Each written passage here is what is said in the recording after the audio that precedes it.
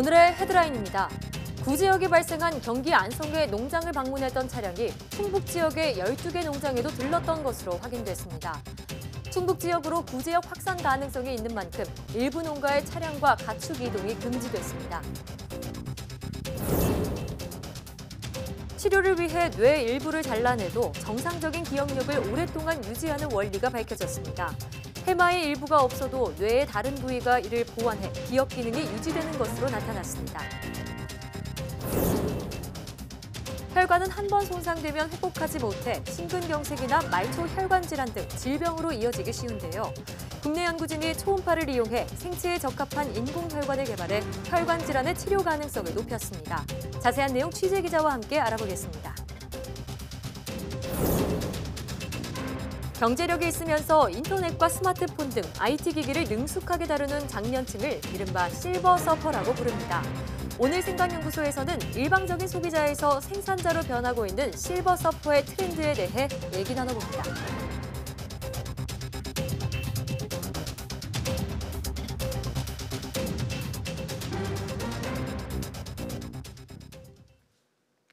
여러분 안녕하십니까? 사이언스 투데이입니다. 정부는 경기도 안성에서 구제역이 추가 발생함에 따라 위기경보 단계를 관심에서 경계로 격상하고 방역 관리를 강화하기로 했습니다. 경계 단계에서는 농림축산식품부 내에 설치 운영 중인 구제역 방역대책 상황실을 구제역 방역대책본부로 재편하고 발생 시도뿐 아니라 전국 모든 시도에 구제역 방역대책본부가 설치 운영됩니다.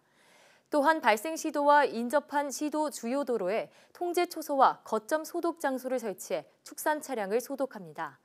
방역 상황 등을 고려해 필요한 경우 시도 가축 시장도 폐쇄합니다. 농식품부는 해당 한우 농장에 대해 이동 통제, 집중 소독을 하고 해당 농장을 중심으로 방역대를 설정해 농가 예찰 등 긴급 방역을 하고 있습니다.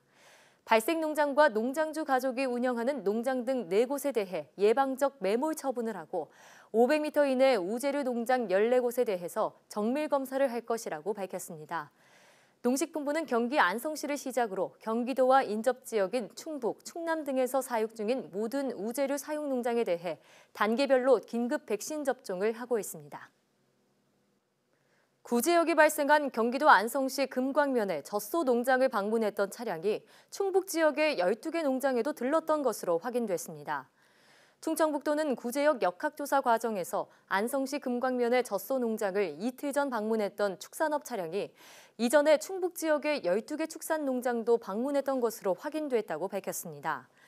이 차량이 충북 지역 11개 축산 농장을 방문한 시기는 지난 14일 이전이고 나머지 한 곳인 보은 축산 농장에는 지난 24일 방문했습니다. 충청북도는 다음 달 7일까지 보은 축산 농장의 차량과 가축 등에 대한 이동을 금지했습니다. 이와 함께 안성시와 인접한 진천 지역에 거점 소독소 2곳을 추가로 설치해 충북 지역의 거점 소독소는 12곳에서 14곳으로 늘었습니다. 그런가 하면 부산 을숙도 야생조류에서 H7형 조류 인플루엔자 AI 바이러스가 검출됐습니다. 국립환경과학원은 지난 23일 부산 을숙도 일대에서 포획한 야생조류의 생체 시료를 분석한 결과 H7형 AI 바이러스가 검출돼 고병원성 여부를 확인하고 있다고 밝혔습니다. 국립환경과학원은 이와 함께 AI가 발견된 을숙도 일대 반경 10km 내의 야생조류 분변 등에 대한 예찰 활동을 강화한다고 말했습니다. 이번에 검출된 H7형 AI 바이러스의 정밀 검사 결과는 2-3일 뒤 나올 예정입니다.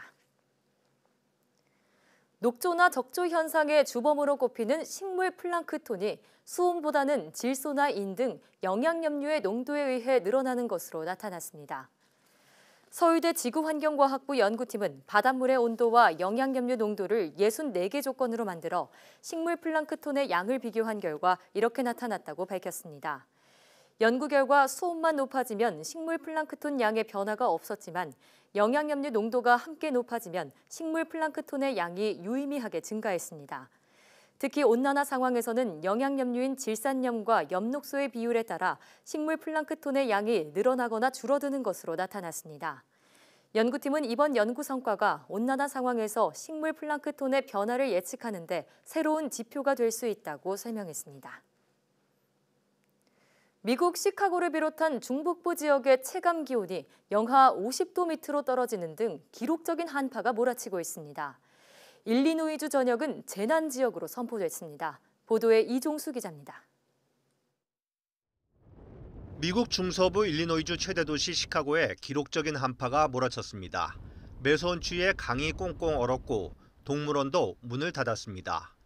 살을 애는 듯한 추위에 대머리 독수리도 부엉이도 날 생각이 없어 보입니다. 선로에는 가스불을 놓아 가까스로 통근 열차를 운행하고 있습니다. 시카고와 일리노이주 북부 지역에 예보된 체감 기온은 최저 영하 55도. 거의 모든 학교에 휴교령이 내려지고 일리노이주 전역이 재난 지역으로 선포됐습니다. We'll do our job to take care of everybody. I do want to make sure that everybody knows that all hands are on deck. 일리노이주뿐 아니라 오데오 주변 미시간, 위스콘신주도 마찬가지로 한파에 시달리고 있습니다. 체감온도 영하 40도에 폭설까지 겹치면서 거동이 불편한 환자와 노인에 대한 걱정도 커졌습니다. You have friends or neighbors that you know that are elderly, ill, that sort of thing. We ask that you just kind of check in on your neighbors. 이번 한파는 북극 주변을 강하게 회전하는 소용돌이 바람 때문이라고 미 국립기상청이 분석했습니다.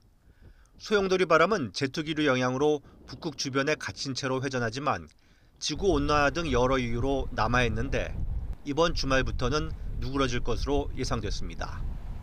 YTN 이종수입니다. 뇌전증, 즉 간질 치료를 위해 뇌의 일부를 절제해도 정상 기억력을 오랫동안 유지할 수 있는 신경학적 원리를 국내 연구진이 찾아냈습니다. 서울대병원과 서울의대 공동연구팀은 치료를 위해 뇌의 해마 일부를 절제한 뇌전증 환자 30여 명을 분석해 이를 규명했다고 밝혔습니다. 연구팀은 측두엽 일부를 절제한 뒤 평균 6년 이상 기억 기능을 유지한 환자들을 분석한 결과 수술 부위의 반대쪽 해마 활성도가 강할수록 기억 기능이 좋은 것을 확인했습니다. 연구팀은 해마의 일부분이 없더라도 뇌의 다른 부위가 이를 보완해 역할을 수행하는 것으로 보인다며 뇌전증 치료법 개발에도 큰 도움이 될 것이라고 설명했습니다.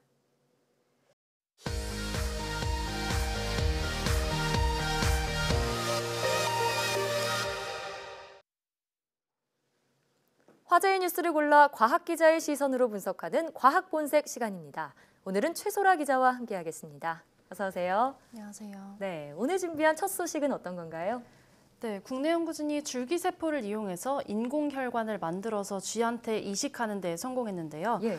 인공혈관은 혈관이 제 기능을 하지 못할 때 몸에 이식해서 혈관을 대신하도록 하는 건데 현재 상용화된 인공혈관은 줄기세포가 아닌 화학 고분자나 동물에서 얻은 조직을 이용해서 만든 겁니다. 네. 따라서 자기세포가 아니므로 이식할 때 거부 반응이 일어난다는 것이 큰 문제였는데요. 연구진이 이번에 개발한 인공혈관은 줄기세포로부터 만든 거기 때문에 쥐에서 거부 반응을 보이지 않았고요. 네. 또 기능 또한 실제 혈관과 비슷했다고 합니다. 그렇군요. 줄기세포를 활용한 인공혈관을 동물에 이식하는 데는 성공을 했군요. 네. 근데 이 줄기세포는 좀 다루기가 어려워서 그동안 좀 다루기 힘들다 이렇게 알려져 있다고 들었는데 어떻게 성공하게 됐을까요? 네, 그렇습니다. 말씀하신 대로 이 줄기세포는 굉장히 다루기 어렵다고 알려졌는데요. 네. 이 암 때문입니다. 줄기세포는 원하는 모든 세포로 분화할 수 있기 때문에 만능세포라고도 불리는데 반대로 전혀 예상하지 못한 세포로 분화해버리면 이게 암이나 종양이 될 수 있습니다. 예. 네, 이 때문에 줄기세포가 원하는 세포로만 분화하도록 조절해주는 과정이 필수적인데요. 이런 방법 가운데 하나가 계속해서 화학신호나 물리적 자극을 주는 겁니다. 최근에는 3D 프린터를 이용한 방법이 주목받고 있는데요. 네. 3D 프린터에 잉크 대신에 줄기세포가 섞인 용액을 넣어주는 겁니다. 네. 그 다음에 이걸 출력을 하면은 3D 프린터가 뽑아낸 모양대로 세포가 출력이 되거든요. 예. 이 상태로 세포가 분화하기를 기다리면 이 줄기세포가 다른 세포가 아닌 원하는 세포로만 분화할 수 있게 됩니다. 하지만 이 방법은 정밀도가 마이크로미터 단위로 약간 떨어진다고 합니다. 그렇군요. 네, 피부 조직 등은 쉽게 출력할 수 있지만 이 근섬유나 혈관처럼 실타래같이 아주 섬세하게 배열된 조직은 만들기가 어렵다고 하는데요. 네. 이 때문에 연구진이 초음파를 이용한 겁니다. 네, 그러니까 쉽게 말해서 정밀도가 떨어지는 3D 프린터 대신에 초음파를 이용해서 줄기세포를 원하는 방향으로 만들었다 이렇게 볼 수 있겠군요. 네, 그렇습니다. 이 연구진이 초음파를 이용해서 어떻게 만들었냐 살펴보면요. 이 연구진은 혈관세포와 줄기세포를 섞어서 세포 용액을 만들었습니다.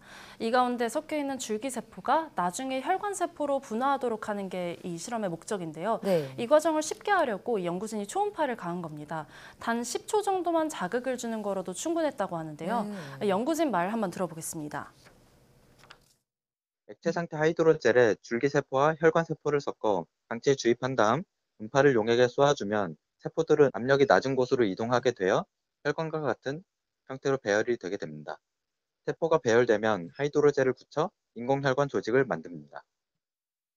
네, 들으신 것처럼 기존 세포 지지체 안에는 줄기세포가 무작위로 배열돼 있습니다. 예.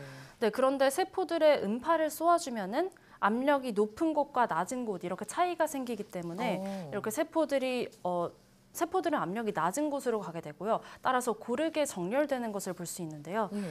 네, 다음에 보실 사진이 제일 왼쪽이 음파를 가하지 않은 세포를 현미경으로 관찰한 모습입니다. 네, 가운데 사진은 음파를 가한 후의 모습인데요. 정말 많이 다르죠. 규칙적으로 그러네요. 정렬된 것을 볼 수 있습니다. 예. 가장 오른쪽은 실제 혈관의 모습인데 가운데 사진과 거의 비슷하죠. 네, 비슷해요. 배열이 비슷한데요. 이렇게 만든 혈관을 쥐에게 삽입을 했더니 괴사했던 조직이 회복됐고 또 혈액순환도 원활해졌다고 합니다. 그렇군요. 동물 실험에서 거부 반응을 보이지 않았다고 하니까 앞으로 줄기세포를 활용한 치료에 사용되지 않을까 기대를 해보게 되는데요. 근데 혹시 혈관뿐만이 아니라 다른 기관에도 적용해 볼 수 있을까요? 네, 그렇습니다. 연구진은 앞으로 뇌나 간, 췌장 등 다양한 조직을 줄기세포로 제작할 계획인데요. 예. 실제 장기를 이렇게 만들어낼 수 있으면 신약을 이런 만들어낸 장기의 실험을 해볼 수 있어서 비용 절감이 기대되고요. 네. 또 나아가서 부작용이 없는 이식용 장기까지도 개발할 수 있을 것으로 보입니다. 네, 한 번은 또 사람에게 또 적용이 될 수 있지 않을까 이런 점을 좀 기대해 보게 되는데요. 다음 소식으로 넘어가 보겠습니다. 두 번째 소식은 어떤 걸 준비하셨나요? 네, 국내 연구진이 우울증 센서를 개발했는데요. 네. 손목에 부착하는 것만으로도 우울증을 판별할 수 있는 센서입니다. 예, 자 손가락 끝에 센서를 부착하기만 해도 우울증을 판별할 수 있다고요? 네, 그렇습니다. 현재는 우울증 등 정신질환을 판별하는 방법이 이런 심리검사나 의사의 문진 등이거든요. 예. 이 우울증이 보이는 생체 신호를 쉽게 탐지하기가 어려워서입니다. 하지만 더욱 객관적인 진단 방법이 있으면 정신질환을 조기에 발견할 수 있겠죠. 그래서 연구진이 여러 생체 반응 가운데서 자율신경계를 연구했는데요. 네. 이 자율신경계는 호흡이나 땀같이 자기의 의지로 제어할 수 없는 것들을 조절하거든요. 우울증 등으로 정신적 이상이 생기면 이 자율신경계의 활성이 낮아지는데요. 예. 그중에서 연구진은 우울증으로 땀의 변화가 적어진다는 사실에 주목했습니다. 연구진은 우울증 환자 30명과 정상인 30명을 대상으로 연구를 했는데요. 정상인은 땀이 많이 났다가 안 났다가 하면서 이 센서상의 신호가 확 변했는데요. 예.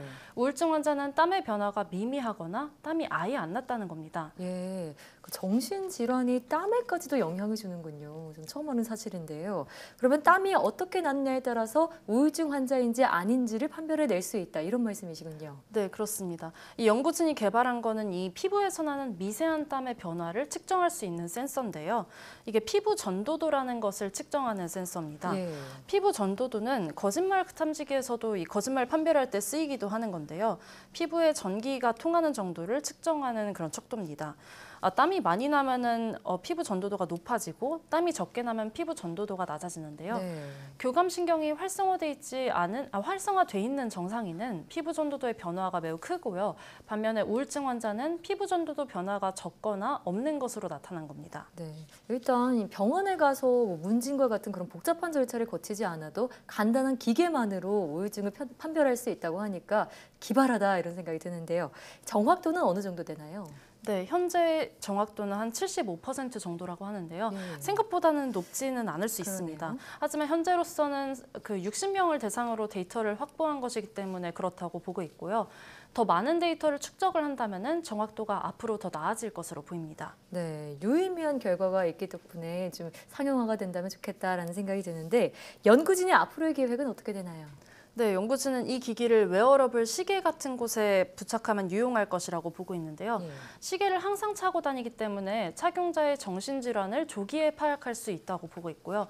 만약에 우울증이 감지된다면 보호자나 병원 측에 그 시계를 찬 사람의 상태를 자동으로 통보를 할 수도 있습니다. 네. 연구진은 앞으로 뇌파나 심장 박동, 호흡, 온도 등을 센서로 측정하고 또 분석하는 방법도 개발할 것이라고 밝혔는데요. 이렇게 되면은 우울증 외에도 공황장애나 ADHD, 자폐증 등 각종 정신질환 진단 및 징후 예측이 가능할 것으로 보입니다. 네, 그렇게 된다면 정신질환을 갖고 계신 분들의 그런 개인적인 고통이나 사회적 문제를 줄이는 데 도움이 되지 않을까 싶습니다. 오늘 말씀 잘 들었습니다.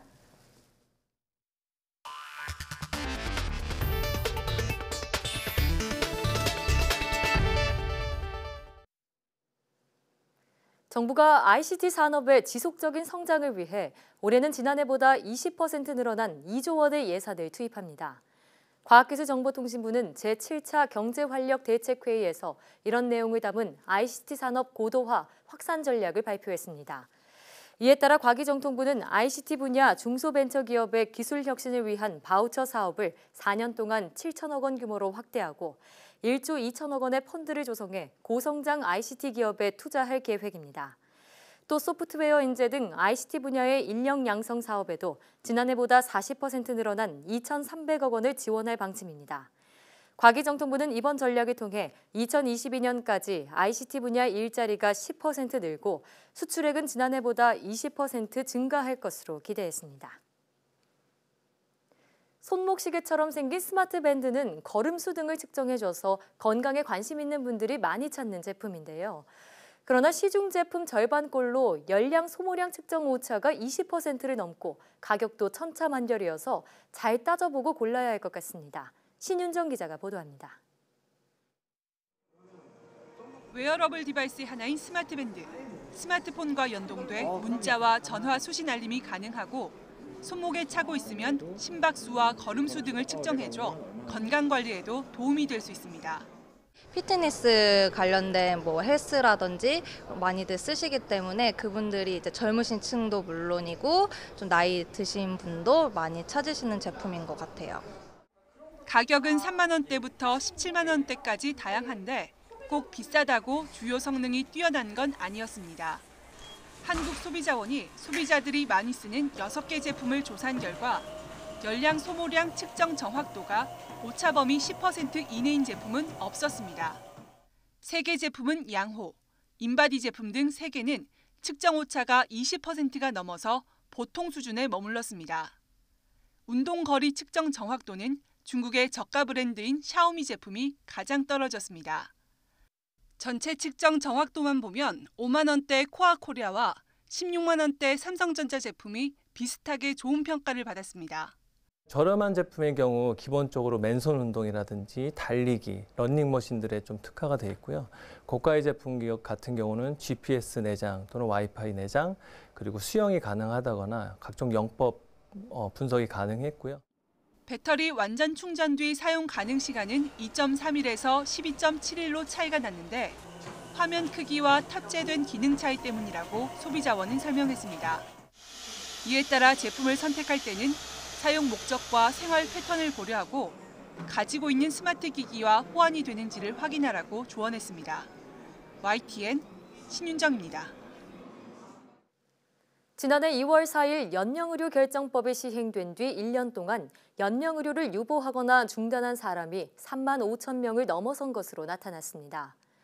보건복지부와 국가생명윤리정책원은 연령의료 결정법 시행 이후부터 지난 28일까지 3만 5천여 명이 연령의료를 유보하거나 중단했다고 밝혔습니다.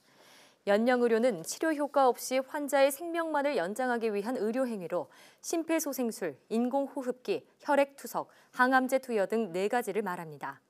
환자 가족 2명 이상의 일치된 진술이나 환자 가족 전원의 합의로 연령의료를 중단한 경우가 전체의 67.7%를 차지했습니다.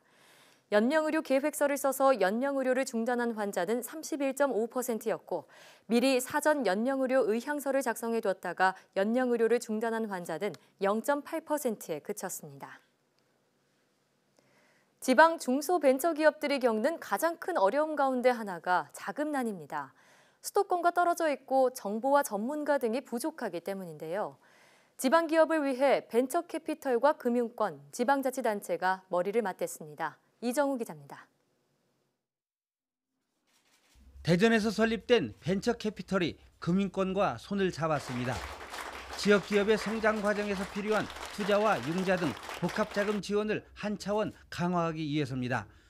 먼저 지역 내 성장 발전 가능한 스타트업, 성장 단계 중소벤처기업 등을 발굴하고 긴밀한 협조 체계를 구축하게 됩니다. 중소벤처기업들의 성장과 발전을 위한 투자와 지원 및 그리고 그를 기반으로 일자리 창출을 통한 지역경제 활성화에 많은 역할을 할 수 있도록 하겠습니다. 벤처 캐피털 펀드에 투자하는 한국성장금융, 즉 K그로스와 공동으로 벤처 포럼 등을 열고 투자 유치에 나서게 됩니다. 지역 벤처 기업들 입장에서 본다면 투자 외에 융자가 서너 배가 더 필요합니다. 그래서 그 융자를 위해서는 금융권의 협조와 네트워크가 꼭 필요한 겁니다. 서울과 수도권에 80% 이상 집중된 벤처 캐피털. 지난 2017년 2조 3천억 원 규모의 벤처 캐피털 투자액 가운데 대전 지역은 5%인 1,250억 원에 머물렀습니다. 벤처기업과 중소기업에 대한 수도권 벤처 캐피털과의 연계 방안은 지역경제 활성화와 청년 일자리 창출에도 도움을 줄 것으로 보입니다. 대전시 출범 70년, 광역시 승격 30년을 맞아 대전시도 기업이 행복한 도시 만들기에 힘을 보태고 나섰습니다. 투자되는 부분에 대한 작은 부분들이 수도권 편중에서 좀 벗어나 갖고서 우리 지역에도 나름대로도 이렇게 잘 공급될 수 있도록 그런 부분들 좀 관심을 가지고 있습니다. 수도권보다 열악한 투자 환경과 부족한 자금 확충을 위한 지방기업 금융 활성화 방안이 주목받고 있습니다. YTN 이종우입니다. 스마트폰의 내장 메모리 용량이 테라바이트 단위로 늘어나게 됐습니다. 삼성전자는 1테라바이트 용량의 모바일 메모리를 세계 최초로 이달부터 양산한다고 밝혔습니다. 1테라바이트는 스마트폰으로 촬영한 10분 길이의 초고화질 영상을 260개 저장할 수 있는 용량입니다. LG전자와 네이버랩스가 로봇 분야 연구개발과 사업 추진을 위한 업무 협약을 맺었습니다. 두 회사는 이번 협약을 통해 LG전자가 개발하는 로봇에 네이버의 이동 기술을 적용하는 등 공동 연구 개발을 진행할 예정입니다. 미국 IT 기업 애플이 지난해 4분기 843억 달러, 우리 돈 94조 3천여억 원의 매출을 기록했다고 밝혔습니다. 이는 팀쿡 애플 최고 경영자가 투자자들에게 서한을 보내 하향 조정한 실적 전망치에 그대로 부합하는 수준입니다. 지난해 4분기 아이폰의 매출은 519억 8천만 달러로 전년 동기에 비해 15% 감소했고 시장 전망치를 밑돌았지만 서비스 사업 등 다른 부문 실적으로 상쇄한 것으로 보입니다.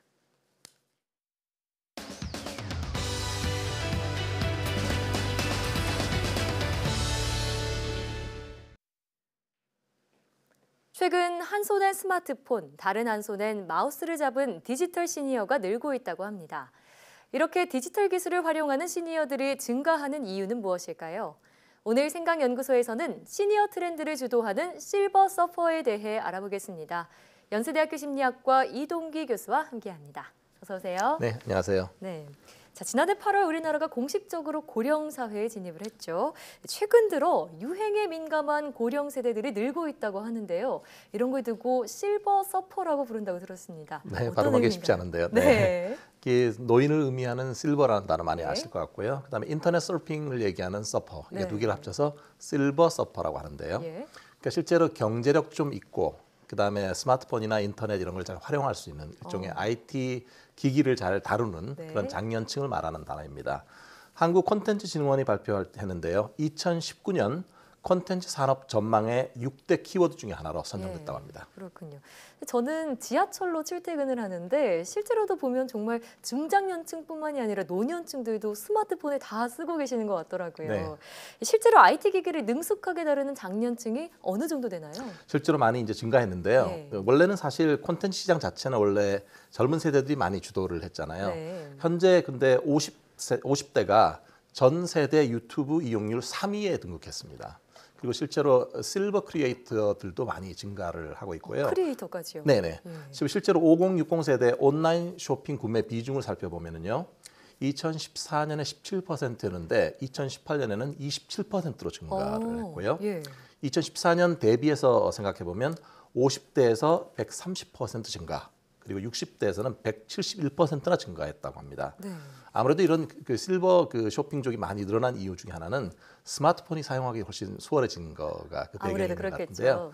사실 이게 스마트폰 애플리케이션이 훨씬 더 수월하고 사용하기도 용이하고 그러니까 이제 50대, 60대의 어떤 그런 그 진입 장벽이 훨씬 낮아졌다고 볼 수 있겠습니다. 예. 업계는 50대 이상 고객의 80% 이상이 스마트폰으로 온라인 쇼핑을 한다 이렇게 추산을 하고 있습니다. 그렇군요. 그러니까 시니어 세대가 소비의 주축은 물론이고 콘텐츠 생산자로까지 변화하고 있다 이런 말씀이신데요.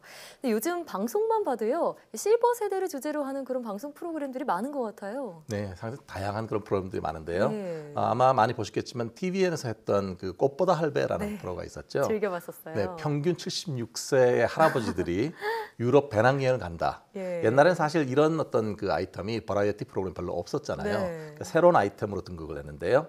황혼의 이 할아버지들이 좌충우돌하면서 여행하는 그런 스토리 상당히 흐뭇하게 네. 바라보게 하는데 이런 분들이 좀 우리 사회의 어떤 어른의 어떤 롤 모델 같은 거 이런 거를 직접 솔선수범하는 모습을 보여주는 거잖아요. 그렇습니다. 그리고 이게 미국에서 리메이크작까지 만들어져서 성공을 많이 했다고 하네요. 그래요? 네, 그래서 시니어 콘텐츠 어떤 열풍의 중심에 서 있다 이렇게 볼 수 있겠고요. 또 하나 이제 같은 방송국의 수민의 반찬이라고 하는데 혹시 보셨습니까? 네, 저 한 번 정도 본 적 있는데 네네. 꽤 재밌더라고요. 네, 저기 일종의 음식하는 프로잖아요. 예. 근데 이제 김수미 씨가 엄마표 음식의 어떤 정수를 보여주는 그런 프로인데요. 전문 셰프들이 오히려 그 장인 김수미 씨를 보고 요리를 배운다. 배울 정도로요. 네, 이런 그 아이템을 갖고 있습니다. 네. 김수미 씨의 특유의 어떤 계량법이 유행어로 나는데요. 눈둥만둥. 실제로 좀 애매하죠. 요리할 때 가장 힘든 게 네. 얼마큼 넣는지 모르잖아요. 그러니까 네. 그러면 이렇게 얘기합니다. 할 때 이만치 또는 요만큼. 요만큼. 사실 그게 요리할 때 정말 어려운 것 중에 하나잖아요. 네. 획일적이지 않은 아날로그의 감성 이런 것들을 잘 담아내서 최근 큰 화제가 되고 있습니다. 네, 저도 두 프로그램 다 봤긴 했지만 정말 젊은 세대들의 공감을 사고 있다 이런 생각이 드는데요. 자, 이렇게 실버를 주제로 한 예능들이 인기를 끌고 있고 또 흥행하는 그 이유는 어디서 찾을 수 있을까요? 아무래도 이게 좀 색다른 재미를 주잖아요. 예. 뭔가 이게 젊게 사는 노년층이라는 컨셉을 제공하고 있고요. 사실 방송에서 그동안 이런 모습을 잘 보여주지 못했는데 서로 신선한 그런 아이템이라고 생각이 되고요. 네. 여기에는 이제 어른들의 경륜 그리고 의외로 젊게 사는 모습 잘 이게 어울리지 않을 것 같은데 이 두 개가 함께 믹스되는 그런 것이 인기의 비결로 보겠습니다. 네. 근데 이렇게 뭐 잘 알려진 연예인이나 유명인이 아니더라도요. SNS 상에서는 시니어 일반인 분들이 또 인기를 끌고 있다고 들었는데요. 네, 저도 이번에 찾아보니까요. 네. 그 브라질에 거주하시는 이찬재 할아버님이 계신데요. 네. 이 할아버님이 손주를 위해서 매일 그림을 그려서 인스타그램에 이걸 올린다고 합니다. 예, 맞습니다. 예, 사실 한국으로 떠난 딸 가족을 그리워하면서 처음에는 취미로 그림을 그리기 시작했는데요. 네. 지금은 이게 영국의 BBC 방송에 방송될 정도로 화제라고 합니다. 그렇군요. 현재 팔로우 수가 자그마치 35만 명이 넘고요. 저도 그중 한 명이에요. 아, 그러세요? 네. 실제로 그동안 그린 그 작품만도 700점이 넘는다고 하니 엄청나죠. 예. 그 그림의 주제를 보면 가족들과 함께했던 그 추억의 순간들 또는 일상생활 그리고 현지 풍경 이렇게 다양한 주제로 그림을 그리고 계신데요. 네. 국내외에서 개인전도 열고 또 그림 판매도 이루어지는 일종의 화가로서도 활동을 활발하게 하고 있습니다. 네. 말씀해주신 이찬재 할아버지 같은 경우에는 래퍼 마미손의 그림을 그려서 또 네. 화제가 되기도 했는데요. 그런 걸 보니까 이렇게 젊은 세대들과 공감하고 있고 또 호흡하고 있는 그런 고령 세대들의 모습이 참 반갑다 이런 생각도 들더라고요. 자, 그러면 이렇게 실버 산업이 발달하는 그 원인은 어디서 찾을 수 있을까요? 아무래도 인구 구조가 달라졌잖아요. 예. 지금은 통계청 그 자료를 보니까요. 2017년 인구 주택 총조사를 했을 때 네. 65세 이상 고령 인구가 712만 명, 전체 인구의 14.2%나 된다고 합니다. 예. 고령화 사회에서 사실 이제 많은 사람들이 국내외를 막론하고 실버 세대들이 활동을 하고 있는데요. 네. 통계청이 내놓은 또 다른 지표를 보면 장래 가구 추계라는 것이 있습니다. 이건 뭐냐면 사실 그 인구주택 총조사를 5년마다 한 번씩 해갖고 네. 이 가구 성장 추세가 앞으로 지금부터 30년간 어떻게 변화할지를 일종의 예측해보는 그런 지표인데요. 65세 이상 고령자 1인 가구 추이를 살펴보니까요. 예. 2015년에는 120만 명, 2017년에는 134만 명, 2025년이 되면 199만 명으로 증가할 거로 생각되고요. 2045년이 되면 372만 명까지 증가한다고 추산하고 있습니다. 자연스럽게 고령층의 1인 가구를 대상으로 한 그런 그 상품 이런 것들이 앞으로 핫한 이슈가 될 수 있습니다. 그렇군요. 그러니까 고령층의 증가는 말씀해주신 그런 인구적인 측면도 있지만요.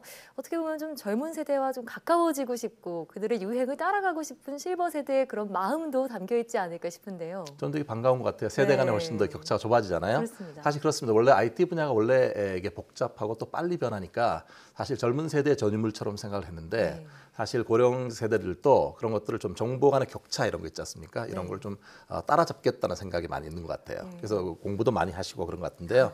현재는 지금 이게 예전엔 뒤떨어진다는 느낌보다는 요즘은 소비라든지 취미생활 쪽에서 정보 시장에 좀 더 한 발 더 다가가는 그런 노력하는 모습을 보여주고 있습니다. 네. 그래서 또 인생은 60부터다 이런 말도 있잖아요. 그러니까 정말 풍요롭고 활기차게 노후를 즐기려는 그런 마음이 담겨 있지 않나 이런 생각도 해보게 되네요. 네, 그렇습니다. 이게 고령화 시대의 사회가 되면서 사실 요즘 유행하는 말이 인생의 제2막 또는 제3막 이런 게 중요한 명제로 되돌고 있습니다. 사실 은퇴 후에 단순히 주변인으로서 소극적으로 살아가기보다는 이제는 나도 앞으로 살아갈 날이 되게 많으니까 하나의 중심인으로서 주연으로 살고 싶다는 그런 바람이 있고요. 또 단순한 소비자가 아니라 아까 말씀드린 것처럼 실버 크리에이터 같은 경우에는 이제 생산자로까지 우리가 앞으로 할 수 있다 이런 인식이 확산되고 있습니다. 여기에는 사실 스마트폰을 비롯한 IT 기기가 예전보다 훨씬 다르게 수월해진 측면도 일조를 하고 있다고 생각을 하고요. 또 하나는 이게 이제 실버 세대가 동년배끼리 서로 간에 격려하고 정보를 알려주는 그런 문화가 확산되고 있는 것 같습니다. 예를 들어서 자네 이런 거 해봤나? 이런 말들을 많이 하게 되는 거죠. 요약을 해보면 많은 시간 그리고 경제적인 여유 그리고 IT에 좀 더 능숙해지고 이런 것들이 이제 실버 서퍼를 증가시킨 요인인데요. 이런 활동을 많이 하게 되면 아까 동년배 간의 유대감 같은 것도 많아지니까 고립감이라든지 외로움도 덜 수 있는 장점이 있고요. 다만 이게 여전히 IT가 여전히 복잡하고 빨리 변하잖아요. 그러니까 실버 세대를 위해서는 조금 더 친절하고 좀 알려주기 쉬운 그런 내용들이 좀 보강됐으면 하는 바람이 있습니다. 네, 관련해서 좀 내용을 찾아보니까요. 중국의 최대 전자상거래 기업인 알리바바 같은 경우엔 실버 고객을 위한 시니어 컨설턴트를 따로 채용한다는 그런 계획을 갖고 있다고 하더라고요. 제 생각엔 앞으로 우리도 그래야 될 것 같은데. 네, 그런 기업들이 점차 많아질 것 같은데 사실 누구나 필연적으로 노인이 되잖아요. 그렇죠. 네, 이렇게 실버 세대들의 잠재력을 끌어올리기 위한 그런 노력들을 더더욱 해야 하지 않을까 이런 생각이 듭니다. 네, 자, 지금까지 생각연구소 연세대학교 심리학과 이동기 교수와 함께했습니다. 오늘 말씀 고맙습니다.